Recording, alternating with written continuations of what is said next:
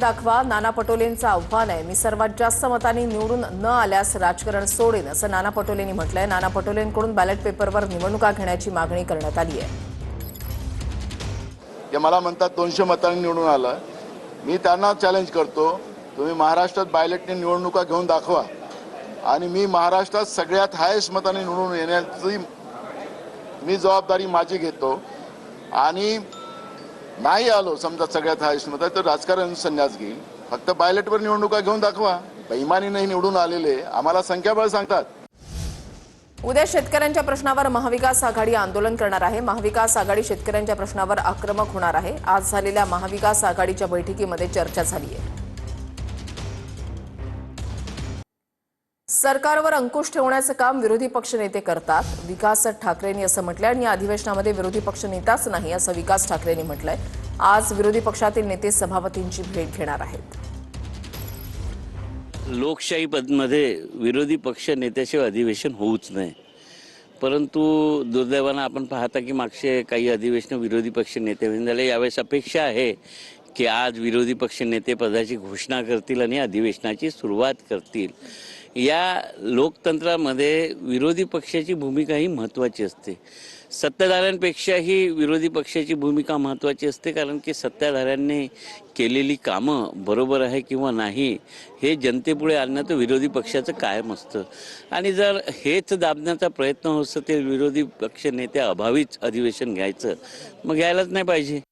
बातमी महत्त्वाची आहे। महाविकास आघाडीचे नेते उद्या विधानसभा अध्यक्ष आणि सभापतींची भेट घेणार आहेत। दोन्ही सभागृहातील विरोधी पक्षनेते पदासंदर्भात याच भेटीत चर्चा केली जाणार आहे। आजच्या मवियाच्या बैठकीतही नेत्यांची विरोधी पक्षनेत्यांबाबत चर्चा झाल्याची माहिती मिळते। या संदर्भात निवृत्ती बाबर आमचे प्रतिनिधी आपल्याला सविस्तर अपडेट्स देत आहेत। निवृत्ती,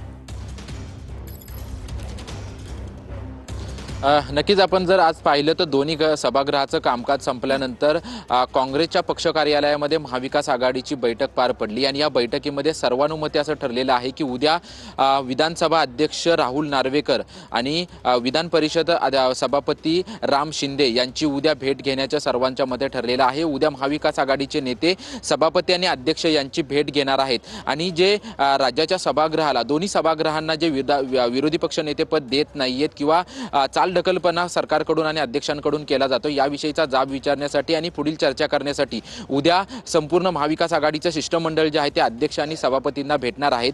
उद्याच्या बैठकीमध्ये नक्की काय चर्चा केली जाते हे पाहणं महत्त्वाचं असेल, कारण की विधानसभा अध्यक्षांकडे आमदार भास्कर जाधव यांच्या विरोधी पक्ष नेतेपदासाठी प्रस्ताव जो आहे तो महाविकास आघाडीच्या नेत्यांकडून आणि विशेषतः ठाकरेंच्या शिवसेनेकडून देण्यात आलेला आहे। तर विधान परिषदेसाठी सतेज पाटील यांचा प्रस्ताव देखील काँग्रेसकडून जो आहे तो वरती सभागृहामध्ये देण्यात आलेला आहे। या दोन्ही सभागृहातला अजून देखील विरोधी पक्षनेते पदासंदर्भातला प्रस्ताव अजून देखील मंजूर झालेला नाही। अजून देखील तो प्रस्ताव जसाच्या तसा आहे। आणि आजच्या पहिल्या दिवशी आपण जर पाहिलं तर पहिल्या दिवशी देखील मोठ्या प्रमाणात सरकारवरती टीका जी आहे ते महाविकास आघाडीच्या नेत्यांकडून करण्यात आल्याचं चित्र आपल्याला पाहायला मिळालं आणि याची चर्चा करण्यासाठी उद्या अध्यक्षांकडे आणि सभापतींकडे महाविकास आघाडीचे नेते जे आहेत ते भेट घेणार आहेत। आपण जर काल पाहिलं तर मुख्यमंत्री आणि उपमुख्यमंत्र्यांनी देखील अध्यक्ष आणि सभापतींकडे अपडेट्स घेत राहणार आहोत। तुर्तास धन्यवाद।